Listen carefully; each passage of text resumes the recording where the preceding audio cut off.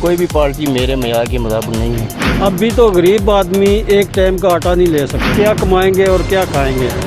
जो भी बंदा काम करवाता है शहर का ख्याल रखता है, उसका सपोर्टर होना चाहिए हमें। अस्सलाम वालेकुम नाजरीन, आप देख रहे हैं अदालत न्यूज़ और मैं हूं आपका मेज़बान राजा शफाकत। नाजरीन, आज़ाद कश्मीर के इलेक्शन 2021 को आज 13 दिन बाकी हैं।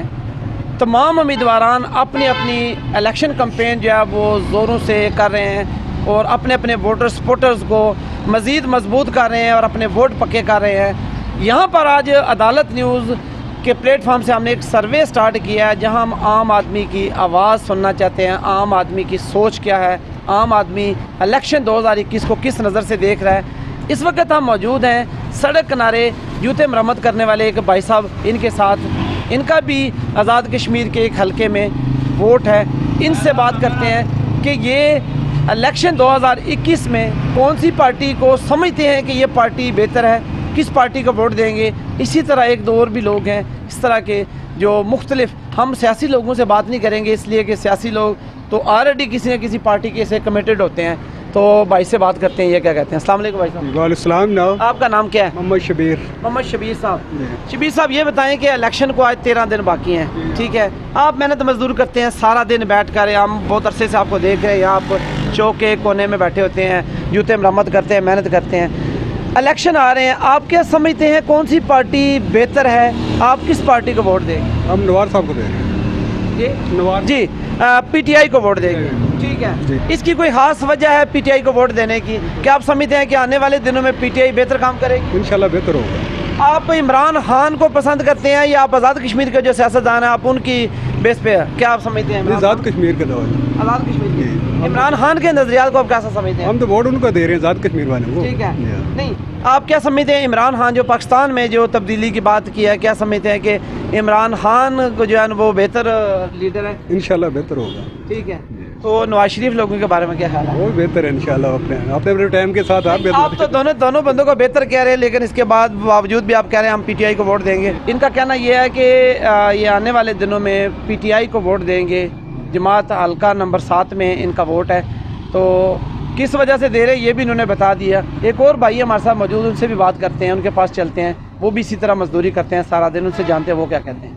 इंशाल्लाह चौधरी सईद को वोट देंगे, नून लीग को। ठीक है, इसकी क्या वजह है? आप चौधरी सईद को वोट क्यों देंगे जबकि ज़्यादा लोग कहते हैं जी हम तहरीक इंसाफ को वोट करेंगे, और आप किस वजह से चौधरी सईद को वोट दे रहे हैं? इसलिए कि शहर का काम उन्होंने बहुत ज़्यादा करवाया है। ठीक है, ठीक है। आप इस बेस पे कह रहे हैं कि उन्होंने शहर में काम करवाए हैं? बिल्कुल, ठीक है। वो तो आपके भी सामने आके देखा है कि गली मोहल्ला शहर।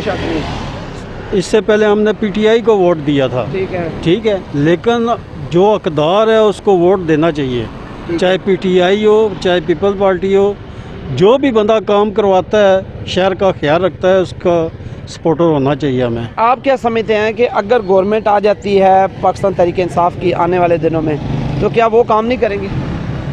देख लें महंगाई कहाँ जोर पे चली गई है। ठीक है, पाकिस्तान में ज़ाहिर है जैसे गवर्नमेंट उनकी है, अभी तो गरीब आदमी एक टाइम का आटा नहीं ले सकता, ना घी ले सकता है। आपके सामने है सब कुछ। आप सारा दिन ये बेचते हैं, बहुत अरसे से आप ये काम कर रहे हैं, आपको भी यकीनन आप बता सकते हैं कि क्योंकि आपका सारा सबसे ज़्यादा इस्तेमाल आप चीनी इस्तेमाल करते हैं, सबसे ज़्यादा डिस्पोजेबल गिलास है, ये बहुत सारी चीज़ें। क्या समझते हैं कि इसमें रेट ज़्यादा हो गए हैं? बिल्कुल ज़्यादा हो गए हैं। इस वजह से आम आदमी को भी बहुत ज़्यादा मसाइल का सामना है, बहुत ज़्यादा मसाइल का सामना है। देख लें आप, जो चीनी 110 रुपये किलो चली गई है, वो हम क्या कमाएंगे और क्या खाएंगे।